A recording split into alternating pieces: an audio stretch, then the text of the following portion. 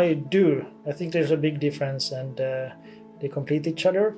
And as we also had the same issues with being quite few in the velocity in the project, which means that we have to sell in the project to the rest of the city organization, which sometimes can be challenging. And we are trying to disseminate information that we get, but then we are not the experts and trying to disseminate to the other experts. I think there's a real strength in the meeting with other Finnish cities, because when we can then connect the key persons in these different cities, they start talking the same language.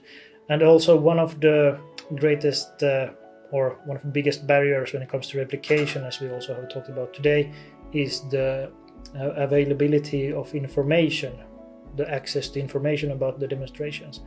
And when you talk to the Finnish demonstrators, they have a lot of documentation in Finnish that they can distribute more freely and more easily than we can within our own projects sometimes. Yeah, I totally agree about that.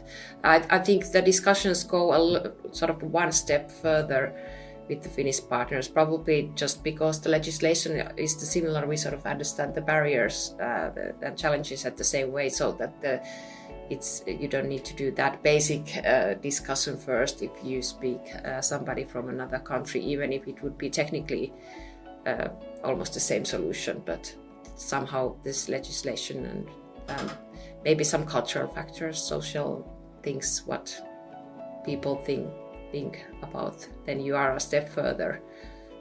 And so I see the difference between that there's the cities from the same country speaking each other.